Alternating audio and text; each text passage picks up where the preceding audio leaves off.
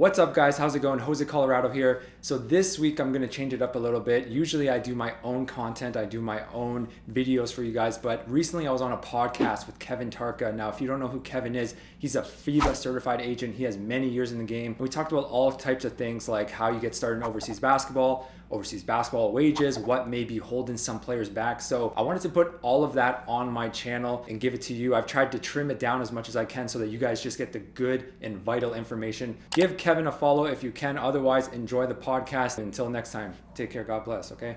Jose, welcome to Sports Business Secrets. Thanks so much for having me, Kevin. Appreciate it. Yeah, I'm very happy to have you on. We've got a whole slew of topics to talk about today. As you know, we like to dive behind the scenes and share some sports business and life secrets with the audience that they cannot find just anywhere online. So today we're going to break down your career as a basketball player, and then obviously into the many entrepreneurial things that you've gotten yourself into here. So before we dive into that, I give my guests about a minute or so to just give a little background on your upbringing, where you're from, and then we'll get into college and life after college after that. Started playing basketball seriously at about 13 years old or so. From there, went and played college basketball. I think we'll probably get into this later, but went and played college basketball 4 years out in British Columbia, Canada. And then from there, I eventually went and played overseas for 6 years. And during this whole time, I've been doing other entrepreneurial stuff. Now I've kind of taken more of a role of trying to help other players get on overseas, sharing my knowledge, trying to help them in their journeys. So that's more or less the journey of what I've had from basketball since a young age. Love it. And so obviously you were a hooper in college, of course, and sometimes I have guests on that were not. But did you, and then obviously, of course, we'll get into your pro career as well, but did you always aspire to be a pro basketball player when you were growing up, or were there other career paths that you had in your mind? Like a lot of players, I think probably I never really thought about professional basketball being a viable career or being a career that you could actually sustain yourself on, because when you're growing up, the vast majority of people will think of the NBA and then there's nothing. I think at least that's what I thought, at least, that it's the NBA and there's nothing in between. So I know that I always loved basketball. It was my favorite sport, but I never really thought of professional basketball being a reality. And it really just unraveled to me as I got older. And then all of these different opportunities started presenting themselves. And then I started to make it work for myself in between, from as a young kid playing and then loving it and then going to play professionally. There's a bunch of careers that I was interested in. I wanted to once be a lawyer. I was thinking about going into PR, public relations. I was thinking about being a journalist. So there's all these different things that I was trying to find myself with. It's cool now as an adult, now I'm in my 30s, that I've hit a hybrid between the two, because I'm a professional basketball player, but I also have been doing writing and doing all of these other different avenues. Yeah, and I think that's a message that we're going to continue to dive into here on this podcast, because it's so important. We don't have to start crunching all the numbers here, although I'm sure we'll get into it about the amount of players that make it pro, and then when you are a pro, how much money you make. But I think it's more important than ever to not to kill your dreams of becoming a pro, but to actually understand that, hey, there's a way to combine your skill set and your passions and sports, still go that pro path, but then also do something else that's going to open doors for the rest of your life after your pro career, right? So before we go into that tangent, I think a great topic of conversation would be talk about helping athletes get to the next level. What was your process like? So when you were in school, correct me if I'm wrong, but I believe you were the all-time leading scorer at your. Do you still hold that record? Okay. So yeah, obviously it's not like you didn't score much, or you didn't have good film or good stats. But as we know, stats are all relative, right? So what was your process like when you were like, hey, I want to try to play at the next level? What was step one? Were you like, hey, I got to go find an agent? Where are the agents? Who helped you? Walk me through that process. As you mentioned, when I finished, I was the all-time leading scorer at my school. Granted, it was a very small school. So for basically any Americans who are listening, it'll probably be maybe like an NAI type of school. Anyway, I graduated from there. I was the all-time leading scorer in my conference. I believe when I graduated, I was like third all time in points or something like that. So as you mentioned, I had good stats, I had good film, I had all of that, but I had no idea, like a lot of players, I had no idea how professional basketball works. I thought just because I had those stats and I had those numbers, that if I reached out to an agent, they would be interested to me, not understanding how global basketball is and how competitive it actually is. Because then you have NCAA, D1, D2, D3, not to mention all the guys who are already playing professional. When I graduated, it was just a bunch of trial and error for the most part. I was messaging agents, I was messaging leagues, I was messaging coaches, But for the most part, nothing was sticking because I was doing messaging that wasn't relative to my skill set at all. Eventually, I kind of harped down and I targeted my one league that I thought would be great for me, which was El Salvador, because that's where my dad was from. And I eventually, through speaking with different players, speaking with different agents, I understood that there's actually a regulation in overseas basketball of imports versus nationals. And I understood that if I was a national, I would be able to have a bigger possibility or probability that I could play professionally, at least get my professional career started. So basically, once I determined that and found out that, I started messaging all the teams. I found out all the teams in the league. There was just one team that replied to me out of, I think at the time, there were 16 teams. And one team replied to me, and I just kept, I doubled down on that conversation, kept on going with them. And then eventually they did give me the contract. At the time, I didn't actually even have my citizenship. They took a big risk on me in the fact that they said, okay, we're going to fly you out, we're going to bring you out, and we're going to naturalize you here, and we're going to give you your passport here. So I was not naturalized before I went, but that's more or less the story of how it started. That's probably pretty familiar to a lot of players, because a lot of players, for the most part, they are calling teams, agents, players, coaches, and they're not really relevant to their situation. So anyway, that's how I started my career. No, that's great. And a couple of things I want to touch on. So one for 16, by the way, as you know, because it's not like it was your only time you've reached out to teams on your behalf, right? But that's a great ratio, right? So I'll tell players like, man, you need to be able to go message 1,000 teams, and if you get 4 or 5 responses, great, and then you go from there. So that's a great ratio. But just touch on that again, double click on messaging. So like, where did you, for the players that might be lost in the process, and for some of the hundreds of emails that I try to get back to, but I can't, like where do players go? I mean, were you using Eurobasket.com? Were you, how did you really filter out like how to, first of all, find the teams, but then second of all, email or outreach to someone? The big one, of course, is Eurobasket.com, big database of all the teams internationally, everywhere in the world. The thing with Eurobasket is, after years of playing overseas, that it can be effective in certain instances, because they do have the social media accounts, a link to them, and they do have the coaches. Sometimes they're not updated, sometimes they are updated. The thing is, it has to be in a lower level league, such as something similar to like El Salvador.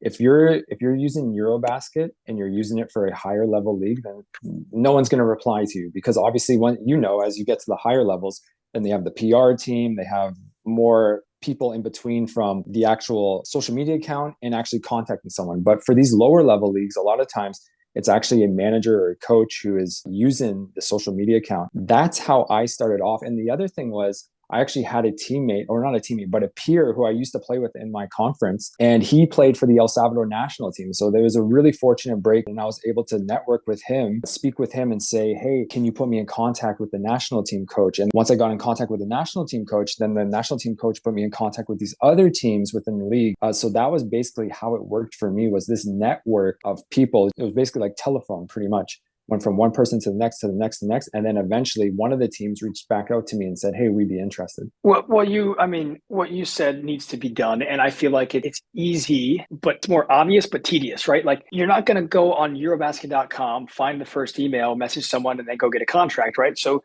you have to, if you're listening as a player, you have to hit multiple angles. Maybe it works that you spend 40 hours and you scroll through there, you get all the emails, and you finally get a response. But maybe you should hit other angles in conjunction with that. See if you had any former teammates that have played overseas. See if your college coaches will help. Networking in general, right? You go to Eurobasket.com and maybe it's not updated at all, but you actually get the list of the teams in the league. Then you Google and you go to the team site, and then you cross-reference with Instagram, and you go to Twitter, and it's not easy, right? It's not, but those are the things you have to do. And again, then you go to Instagram and Twitter and you send a DM. It's like, it's going to be the same thing, but you just got to continue to reach out if that's the path you want. Then obviously you can differentiate yourself. There's other ways we can get into, maybe even later or on a separate episode, of exposure camps and things like that. I think it's always good to hear the story of somebody who actually did that, because it's the reality, right? And then obviously tapping into understanding that, you had a family member, an immediate one, your dad, who is from a country that allows you to tap into that dual citizenship or be naturalized, or however it works in that specific country. So walk me through the process of, they flew you out, right? And they flew you out for what? For the first season, like tryouts while you were getting that process done, or? There wasn't really a tryout. They pretty much said I was I was on the team. I was practicing with them. I guess I did well in the first few practices, and they said, okay, we got to go through with it. But more or less, it could have been that they were trying me out, but in my mind, they had already basically said, okay, you're on the team. All we got to do is get you naturalized and put you on the roster. Now, had you been there before? Obviously, I know you had family there, so maybe you've been there before that trip. But if you hadn't, or I guess you say, if you haven't, of course, touch on that. But if you had, what was from a pro basketball angle of being there? Like, what was the first surprise to you? You were like, "Whoa, I didn't realize it was going to be like this." I had never been to El Salvador Oh, wow. prior Okay, to great. actually going there. Yeah. So I had never been there. I always remember the first day I was there, I still hadn't got naturalized. So I wasn't yet playing. I was just with the team on the bench watching the games, and I saw my team play. First thing that stood out was just one was the conditions. The conditions are just so different from the playing conditions are just so different from North America, what we're used to in the US and in Canada when you're playing on hardwood courts, nicely lit gyms, nice flooring, not dusty. All of these things were completely different over there. When I went over there, they were playing on this like tile cement type of flooring. The lighting was really rough to see, and I already wear glasses as you see. And it was like tough to see at nighttime at like 7 and 8 p.m. when they're playing. The rims were slanted. The crowd is crazy. The crowd is like almost on top of the court. There's like no separation between the crowd and the court. So that was the first thing, was the playing conditions. It was crazy to me that this was actually professional basketball. But as you know, in a lot of these countries, we're speaking obviously from a North American perspective now, a lot of these countries don't have the infrastructure to kind of have the same type of basketball courts or basketball flooring as we do in the United States and in Canada. I eventually got used to, but at the time I was just so taken aback. That would be the one thing. And the second thing on top of that would be the actual gameplay itself. So when I went there, for me, I was so accustomed to playing in a system where basically we were running a system, there was a play call every time down. We were running the shot clock for maybe 15, 20 seconds. A really slow pace, like old school basketball. That's how I played in my college system. And then when I got there, it was pretty much just a glorified open gym run, like a pro-am type of deal, where it was just back and forth, one-on-one, not a lot of movement, a lot of isolation, maybe a screen and roll. And then from there, you just go play. And that was completely different to me because as a shooter, my playing style is more accustomed to shooting. I was really used to like off ball movement, screens. So that was the other thing, because right away I thought, man, this is going to be way different in terms of playing style. I'm going to have to try and play more one-on-one. I can't really rely on like a play call or anything like that. And the other thing was that I saw the courts and I thought, man, might be a little more difficult for me as a shooter just because of the conditions that you're playing in. So those were the two things that just jumped right out to me. Yeah, well, no, that's great, man. It's funny, usually when I have in a broad basketball conversation with someone one-on-one, I'll say, look, like the biggest thing that you'll notice at first is, especially if you're coming from North America, especially if it's the United States, and especially if it's a Division I or Division II, or even most college basketball programs, is like it gives you perspective, right? Because you're most likely going to get there and you're going to be in some village or some town on the outskirts of a city where they don't speak your language, where you're going to get to the gym and the lights are not going to be on. Your apartment's likely not going to have Wi-Fi. It's going to have something that's broken. You're not going to know how to order your food. And when the food comes to your table, it's going to be cooked differently than you're used to. And you're not going to know how to change the order. It's like, you just start rattling these things off. And so like, it's, again, if you're listening, it's just it gives you perspective. First of all, that the world is much different outside of what you're used to. But second of all, that you should be grateful for what you are used to, because a lot of people don't grow up that way. But I thought the second part was obviously very important, and we're going to touch on this here shortly, the different playing styles. But obviously, people can check out your website and blog for multiple different playing styles. But it's important, right? It's like, if you're interviewing for a job, you need to understand that industry and the way that they do business and the way that they speak to their clients and what their competitors are like. If you're applying to if you're trying to be a professional basketball player and you're going to go play in El Salvador, you're going to go play in Ukraine, or if you're going to go play in wherever, it's like, why would you not understand the way that the league plays? Because they're all different. If you're a pick and roll guy and you sit in the paint, and you dunk everything and you can't get up and down, why would you go to a league where they play up and down? So it's really important that people understand that. And I'm glad that you brought it up because that was your experience, right? Exactly. Yeah. The last thing that we'll talk about here on this part of your journey is salaries, right? So highly recommend. I'm going to put the link to it wherever this comes out because there's multiple blog posts you've done about salaries all across the world and getting a better idea of each league. So can you talk a little bit about your expectation originally of the salary that you were going to be making, and then just in general, maybe you can start with South America, what the salaries are like realistically, because I was at first as well before I started educating myself, 10, 15 years ago, but a lot of players don't understand that it's not sexy. You can probably list 10 jobs in the next 30 seconds off the top of your head that you can make twice as much money, making here today, right now, here in the States versus being a pro overseas. So talk about that a little bit. When I first started, the opening salary that I got was $700 USD per month with everything included, like flight, food, everything else, Wi-Fi, all that type of stuff. But of course, like you mentioned, that's a huge shock. You think when you're growing up, just like I was mentioning earlier, you think NBA and then you think nothing else. But then once they mention professional basketball, you're like, oh, okay, it's probably something similar to the NBA. But of course, once I started to get more versed in professional basketball, I saw that a lot of starting jobs are going to be within that range, like $700 to like $2,000 around there. A lot of the average salary probably is going to fit within that range. Now, I'm not saying, and obviously we both know, that you can't make a good living playing professional basketball. There's guys who play in the first division in Europe, South America, Middle East, Asia, everywhere, who are making $100,000 or more, or even maybe 80, 90, 100, 200,000, anything like that. But for the vast majority of players, they're probably going to fit within that range of like 700 to 2,000. And when you look at the different regions, for me personally, I would say Asia is the most profitable because it does have less leagues than Europe, but the leagues that have are higher quality in that they pay more. Whereas in Europe, they have the ladder system basically in Europe where, for instance, Germany has 11 divisions. Italy has 11 divisions as well. Spain has something similar to that. Once you get past maybe the first 3 or 4 divisions, you're basically looking at pretty much semi-pro, where there might be 1 or 2 players who get paid 500 euros or something like that.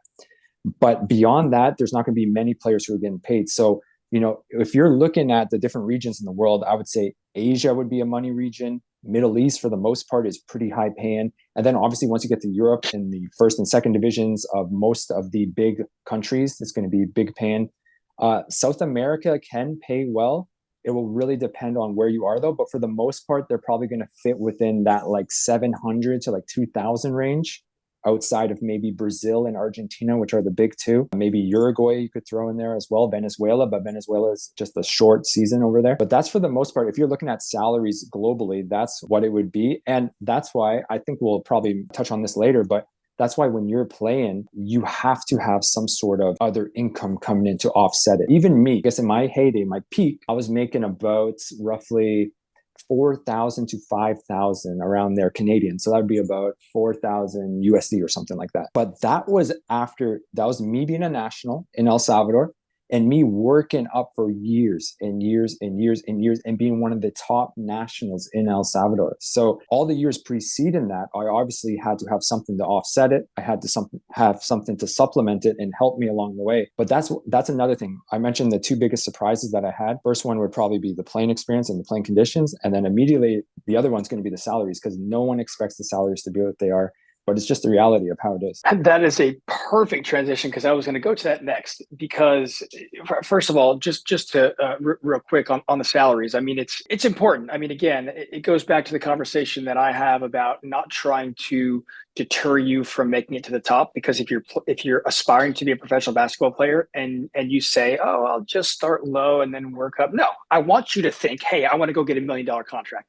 But you have to understand that balance between reality and then your motivation to break through that reality is going to get you to where you want to be. Anyways, it's super important that you can understand this earlier, because if you end up making a living and making hundreds of thousands of dollars, great. But if not, don't forget, after, let's just say you're an outlier and you play 10 to 15 years of professional basketball, which we all know is an outlier. Like people would love to play that, but the average years that you play professional basketball, I don't care if it's NBA or overseas, is much lower. The question then comes to, what are you going to do with the rest of your life?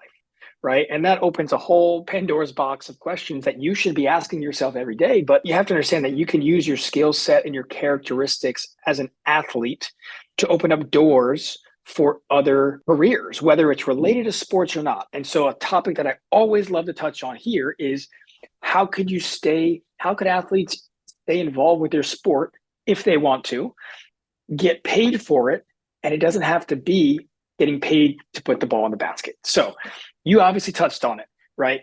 When did you realize that you, first of all, needed to supplement that income?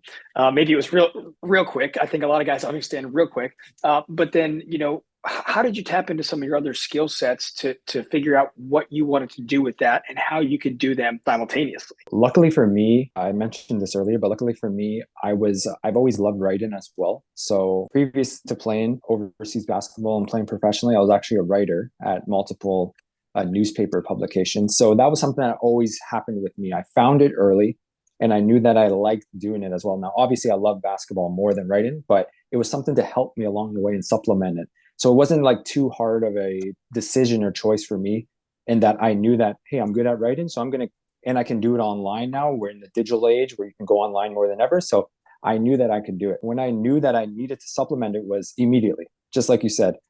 Because in Canada, unlike in the States, you're not allowed to get a full athletic scholarship in Canada, as much less someone who's playing at the level that I was, which was the college system of Canada. So they have youth sports and then they have CCAA. I was in CCAA, which is basically equivalent to like NEI basically in the US. So I graduated with around like $60,000 or $65,000 of debt. So a lot of debt. And I had $700 my first month or my first year. That was my first year salary, $700 a month. So you can probably imagine pretty quickly, I thought, man, I got to do something about this because this is like an anchor around my neck. The second season, I started writing online, more or less full time. And it was just like a balancing act, like you said, because I was writing, I was earning way more than I was earning as playing at the time. And then eventually, as it balanced out, then I could say, okay, now I can focus a bit more on basketball. Okay. And then I can focus a bit less on writing because obviously I love basketball more than writing. And then eventually I got to the sweet spot where I was able to do both of them simultaneously, and it actually becomes a profitable endeavor for you in that sense. Versus I see so many players like this. I understand it. They have that like ball is life mentality where they just think they're going to go to the top of every league and they're going to get that 6-figure contract. And the reality is that 99% of players, 98% of players won't get that. They just won't get to that level. It's so difficult, especially if you're not coming from a high major Division One. If you're not coming from a high major Division One and you want to play in the Euro League or you want to play in the Euro Cup, it is going to be very difficult. I'm not saying there's not people who've done it, but it's going to be very hard. So the whole thing with me was I was trying to make it so that, basketball was actually a profitable vehicle for me. And it wasn't something that was using me in the sense that I didn't want to be 30 after 5 years of playing overseas and I have nothing to my name, or worse yet, I'm in debt. I haven't even paid off that debt yet. I still, obviously, like you mentioned, you still got to progress in life. And I still wanted to I want to reach my financial goals, everything else that I had outside of basketball. And I eventually started looking at basketball as a way for me to just get there. Not saying that I didn't love it. I obviously loved it a ton. It's amazing getting paid to play basketball, but I used it in the sense that, like you mentioned, there's only so much you can play and eventually it's going to stop. So now I'm 32. I may have like maybe a year, 2, 3 max left in me. I made that shift eventually in my brain that you come in with the mindset of ball is life, ball is everything, but eventually you're going to have to make that mindset shift where you have to realize basketball is going to end eventually. And it can become a viable career path, I should say, to whatever it is that you want to achieve. And that's a big lesson that I think a lot of guys, a lot of people, players just don't understand. They just think that, if you're making $1,000, there's nothing you can do with that. Well, you have to also consider that they're paying for everything. You may have another job. And now all of a sudden you may be taking home $3,000, $4,000, $5,000 a month. And that's much more manageable to help you in your career and your goals and everything that you want to do. And you get to play basketball. So that's the whole mindset shift that I want I'm trying to get players to understand so it can still be really profitable, really engaging, really enticing to all these other players. So that was one of the big things that I just want players to understand. And hopefully, my story can kind of illustrate it a little bit. I love it. Yeah. I mean, it's finding a way to, the way that, I phrase it, is finding a way to use basketball and leverage basketball to open doors for the rest of your life. And this doesn't just go for pros. I mean, I try to tell high school and college basketball players too, trust me. When I was in college and I was had the, in quotes, if you're listening to the audio, I'm doing air quotes, the Division I basketball player, because I was on a Division I roster, even though I scored a whopping 7 career points, right? The Division I basketball playing Kevin Tarca is very different than the day after my last season ended. And so why I say that is because whatever label you have now, sure, it is just a label, but it can open doors, right? Why, if you're in college right now and you're never going to play basketball again, use that time to have conversations and network and have a conversation with somebody that might be able to offer you a job in the future. Because how do you get over the oversaturation of people that want to connect with whoever it is, CEOs, professional teams, for whatever reason? Well, they want to speak with college athletes. They want to speak with professional athletes. They want to speak with people that are being recruited to go play in college. So again, just a different way of saying what you said is, find a way to leverage where you are now to use that for other income streams and other opportunities, which, again, you've done a great job at. And so now I want to shift to the website that you started. So if the audience is unfamiliar, tell the audience a little bit about the website you started, and then we'll maybe dive into a couple of topics there. But before you do start, real quick, it's been one of the websites that I frequent a lot because the content is amazing. I mean, it's really, I think for you and for myself, it's something that we wish was around when we were coming out of school, right? It's like, how do I do this? Where do I go? How do I learn? Going to josecolorado.com, you can definitely learn a lot of that. So I started the website, for the most part, I just started out as a way to help players. Like you mentioned, when you're coming out of college, there's nothing on the internet at all to help you in terms of how do you message players, how do you message coaches, how do you get in contact with teams, what should you say to them, how do you make your highlight film, how do you make your basketball resume? All of these things are just basically left up to chance. And I think that in an industry that's as popular as overseas basketball in the digital age now, I really think that's like a tragedy for these players who are coming up now. So that's the void that I wanted to fill. As you mentioned, as we were mentioned earlier, a lot of the traffic that comes to my website is focused around basketball salaries, and just people are curious about how much you make in what region, what league, what division. Big part of the website was actually devoted to that, was me just interviewing players, interviewing coaches, GMs, media personalities all throughout the world, and just coming up with this database that is more or less relevant, more or less up to date, so that players have an idea of what the expectation should be. Because as we mentioned, that's one big shell shock moment, is when you come out of college and you think you're going to make a certain amount. Well, now players can actually look at it and see, okay, if I really love basketball and I want to pursue it, then I'm going to be willing to grind from this like $800 and try and get all the way up to like 5K or 7K or whatever it is, whatever you have in your mind. So that's a big thing that I made with the website. And then I guess in conjunction with that, not to get ahead of ourselves, but in conjunction with that, I also did the YouTube channel, just because I know that basketball players are visual learners. Some people do not like to read. Some players enjoy more of the visual content. So I've been trying to get out more content on YouTube as well. So those are the two big things that I'm trying to help. And the other thing that I wanted to do with both of them was, again, make that mindset shift of, it's not the NBA or nothing. Like, this can actually, overseas basketball can actually be a huge life-changing event in your life, even if you're not making big dollars. Like with me, like I was mentioned, 4,000 max. That's the max I made in my prime. But it still was life-changing because I was able to pay off all of my debt. I was able to, start investing. I was able to put in the down payment. I was able to do all these different things through basketball as the vehicle. But I'm just trying to help out the next generation and just share what I know and share what other players know as well. So that's more or less the idea behind josecolorado.com and the YouTube channel. It's amazing. And again, we don't have anywhere near enough time on this episode alone to talk about the different topics. And so if you are an aspiring pro, or if you're a coach that wants to help your players, or if you're a parent, obviously, I think it goes without saying, please go check that out, because there's a lot of amazing content there that will at least give you some insight on that path.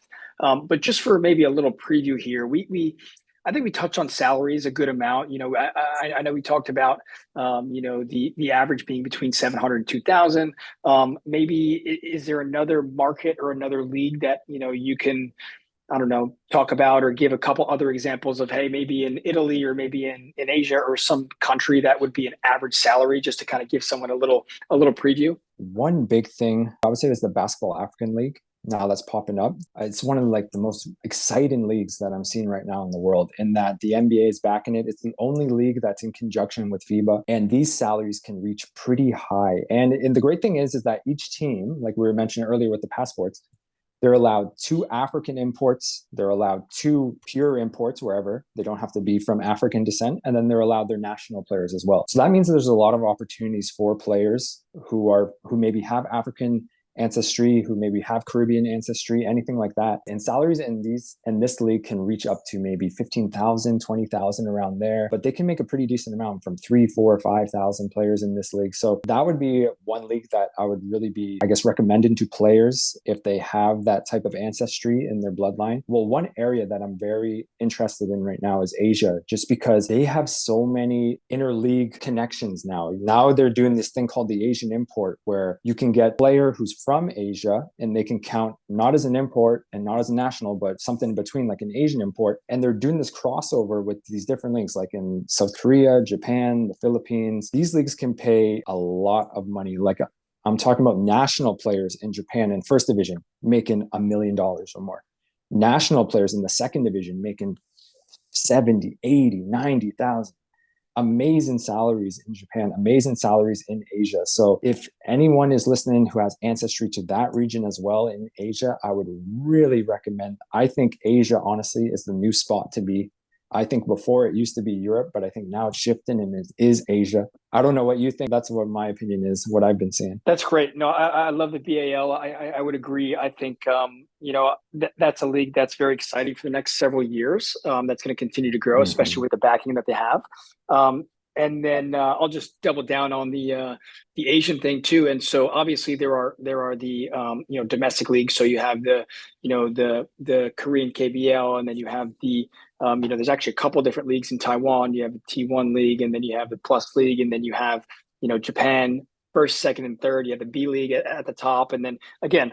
So I think for me, the most exciting league is the East Asia Super League, which is essentially, for those who are familiar with the Euro League, it is the Euro League of Asia. And so the top 2 teams from, Taiwan, Korea, Japan, and then the Philippines, and then also there's a Bay Area Dragons is the name of the team that is actually run by the East Asia Super League. So this is an intercontinental international competition, right? So they play each other. Not only do they play in their domestic leagues, but they play internationally as well, which is super, super exciting. So that inaugural Champions Week is going to be the first week in March in 2023. So I agree. I mean, I think when you're a player and you're starting to understand the business model of how things work, and one thing I say a lot is you have to understand the question marks for each contract as well, and the risks. So Europe, I love Europe. Obviously, high level basketball, amazing people, but I don't have to tell you that there are nightmare stories of contracts or money not being paid, or different situations where not only are those being negated by going to Asia, but there are just tremendous upside opportunities financially, right? You play in the third division of Japan and you're making 50K, and it's going to be a good culture. You're going to get your money on time, instead of going to the highest level overseas, or maybe the second tier level overseas, and not sure if you're going to get your second contract in your bank account. So anyways, I would definitely agree on that. One quick topic here. I know we are running out of time shortly, but touch on very quickly the passports, right? How important is it for players to understand that, hey, and again, you're going to have to go, if you're listening, you're going to have to go check out the blog post, because every country is different, but how important is it for somebody to identify if they have, their family heritage or lineage somewhere along the line? Outside of your game, outside of your actual ability, I would say that's probably the most important thing in overseas basketball, is understanding where's your lineage, where's your heritage from, and what are you eligible for as a passport holder. If you can actually get a second passport, is going to tenfold your marketability, tenfold your value within the country that you have the passport. For the most part, there's some exceptions to that, but for the most part, it's going to tenfold it. And the thing is, like we were mentioned earlier, now the leagues are getting so interconnected that it actually has transnational ability, meaning that you can count as a national, or you can have a favorable status in more than one country outside of just the home country. So that's why passports, if you're looking at them, outside of your game, you have to explore this to the fullest, and not just your parents, your grandparents, your great grandparents, where you were born. There are different ways to obtain it. So it sounds weird because we're talking about overseas basketball, and you guys are probably wondering, like, what are passports all about? Why do we care about that? But it is huge. It is huge. And I would say, like I mentioned, outside of your game, I would say probably it's the biggest thing. Amazing, man. Well, we've jumped around a lot here. I'm going to kind of start to wrap up. We can go for hours and hours. If you are listening, I would highly recommend, again, for the fourth or fifth time I've mentioned, man, there's just so much amazing content on Jose's website. So go check that out and watch his YouTube videos. So the last question I usually ask my guests is, and of course you've said a lot of advice already, but if you had maybe one last piece of advice for someone who aspires to be a pro basketball player one day, what's one thing you want to either double down that you already said, or maybe something new that you would just, advise a player to start doing right now? You have to take every step in your career just as serious as you would a workout or a weight room session. What do I mean? You have to message teams like it's a workout. You have to take it serious. Proper grammar, proper greetings, highlighting certain things in your message. You have to take your resume serious. You have to take your highlight video serious. You have to take your networking abilities and opportunities serious, your professionalism, your social media. All of these things are going to add up in the end. And it's no longer, I know that you're an agent, Kevin, but in today's age, it's no way that players should be as dependent as they are on agent, because now players, they just want the agent to do everything for them, and there's no reason to now. Though everyone is so interconnected, so much information is available, and you can really take control of your life and your career if you choose to do it. And that would be the biggest thing that I would tell players, is that you cannot wait on someone else to do it. Does that mean don't get an agent? No, of course, if you can get an agent, they're going to help you out exponentially, but there's no way that you should be completely dependent on them, even if you do have an agent. So that would be the biggest thing. Take it serious. It's not just about your game. It takes more than just the jump shot, more than just your game. That's great. And I'll be the first to tell you, I completely agree. I mean, don't get me wrong. I'm very proud and confident of the work that I've done and the network that I have, and that I can open up doors for players that they can't open up themselves. But I will also say, for a lot of players, sometimes if you're not that highly rated, or if you find yourself messaging teams, or having to do it yourself, or people aren't calling you, there's a lot of times when I'll tell a player, you could probably help yourself more than I can help you. And that's neither of our faults. That's just the way that it is. That's just reality. And so agents can't always help, right? I can't always help. And so it's a great piece of advice. So, man, this was amazing. Thanks again for coming on. I appreciate you. We'll have links to everything in the caption. So go check out his website. And hopefully we'll be linking up here in a gym sometime soon, or maybe I'll come catch your next game wherever you end up. Sounds good. Thanks so much for having me, Kevin.